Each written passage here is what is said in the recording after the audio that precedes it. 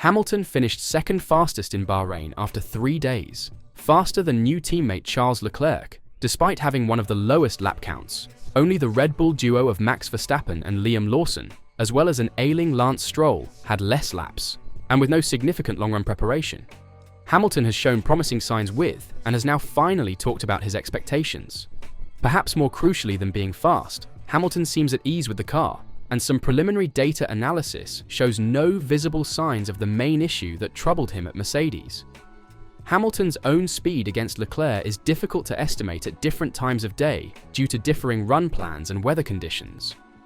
Furthermore, Hamilton was still adjusting to a new car and wasn't sure where to look for the last few tenths. The quest of the final piece of performance, where a car that feels pretty excellent, or a driver who appears to be in charge, can lead to trouble. Despite the caveats, so much depends on his performance that jumping to conclusions is unavoidable.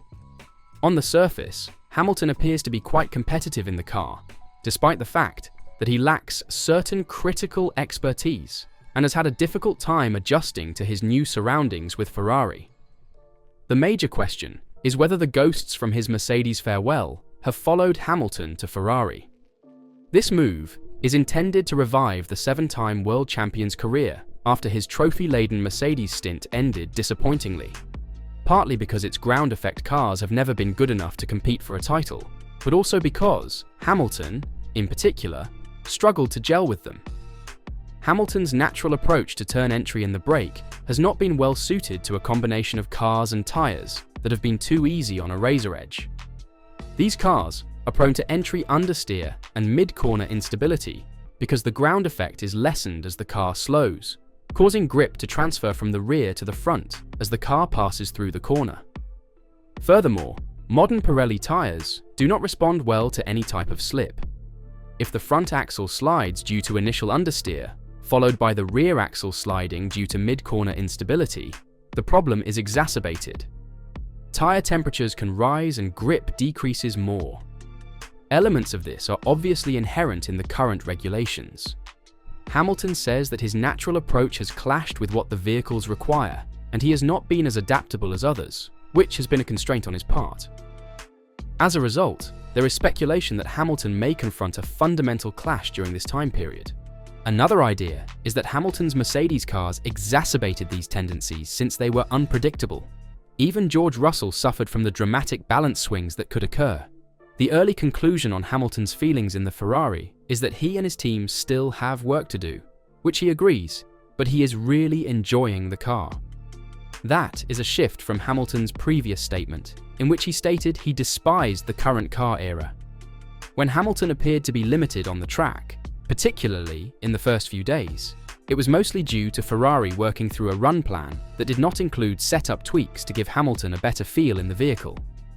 Hamilton believes the car is beneath him and responding to his inputs, however. While avoiding any competitive predictions before his final half-day in the car on Friday, Hamilton was willing to declare it was the most positive feeling I've had in a long time. It was always plausible that switching to Ferrari might lessen the worst aspects of Hamilton's experience, as Ferraris have historically demonstrated better tolerance for a brake late and turn hard style than Mercedes. In Bahrain, Hamilton did not appear to have an awkward transition from braking to turning into the dangerous turn 10 left-hander, as did the two Mercedes drivers. That corner is especially uncomfortable since drivers are trying to decelerate from the sharp turn 9 left-hander that comes before it, while the track lowers down and the bend becomes increasingly tight. The fact that the track conditions differed between Hamilton's and Leclerc's runs has an impact on Hamilton's personal reference for how to improve his driving in the Ferrari, as well as our ability to fairly compare the two. However, their quickest laps from day 2, for example, were quite identical, with no evident sign of Hamilton overdoing the corner entry and subsequently hemorrhaging lap time on the exit. In this manner, he outperformed Leclerc, especially in turn 1. The minimal data available suggests Hamilton was braking significantly later than Leclerc, and presumably slightly harder, as he slowed down to a lower minimum speed, but most importantly, he was rotating the car sufficiently to get back on the power earlier. So the time gained at braking and on exit accounted for, or superseded the speed and lap time sacrificed in the middle of the bend. There are also traces of a similar throttle and brake overlap from Hamilton, which Leclerc has employed to great advantage in the Ferrari. So, when Hamilton trails a little throttle when braking into a corner, is it rewarded in the Ferrari, or does it not cause an issue as it might in the Mercedes? It is too early to say anything is a clear trend, and the Australian Grand Prix will provide a stronger indicator. However, if Hamilton's regular driving technique is performing as well as it did prior to 2022, this is quite significant. Ultimately, Hamilton's ability to go through this test was limited. After following the team's plan for the first few days, the last day was supposed to be an opportunity for him to start pushing the vehicle more, experiment with the setup, and, of course, perform some real lengthy running to see how the car reacts during a race stint. In this regard, the test fell short of its potential success, and it means Hamilton goes to Australia slightly underprepared. However, he is quite pleased with what he refers to as the foundation for his season, in which the compatibility between Hamilton's driving style and what the Ferrari requires is key. And if you've been looking forward to Lewis Hamilton's first official race weekend in red, you're not alone. For a driver known for his relatively cool and calm demeanor, the 40-year-old Ferrari driver is just as excited, if not more so, about next week, and is doing his best to keep his cool as he prepares to depart for Australia, in preparation for the 2025 Formula One season opener in Melbourne. In a brief video chat with the BBC, Hamilton shares some of his personal excitement and realization as his first race with Ferrari approaches. "I'm still pinching myself," he admits. "Next week when I get to the race, I'm going to be starting a Grand Prix in red. Wow, I don't have the words to really explain just how excited I am." After years of sporting mostly white or black fire suits, his time with McLaren and Mercedes, red is quite an adjustment for the eyes already. In a recent interview with Time, he admitted that the first time he genuinely saw himself in the toilet of all places, it caught him off surprise.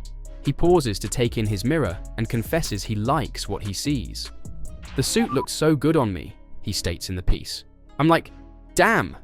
Despite the mental and visual adjustments of a new and brightly colored uniform, as well as learning an entirely new car engineered and crafted outside of the world of Mercedes with which he has long been associated, Hamilton is embracing this exciting new chapter in his career, racing with one of the most storied teams on the grid. And based on his interviews, he seemed to be more enthused about his own fan-like dream coming true. It's fitting then that with F1 returning Melbourne to the calendar as the season opener, he'll be able to begin this fantastic second chapter where he started his first with F1 in 2007, in Melbourne. As a result, Hamilton and Ferrari will most certainly be more focused on the task at hand, while remaining as delighted, if not more so, than the fans, when he arrives in all red next week. He's ready for it, and his recent comments has made us all believe he's up for the title challenge. So, will he be among the top drivers next week? And could he even challenge for a title this year? Let me know your thoughts in the comments down below.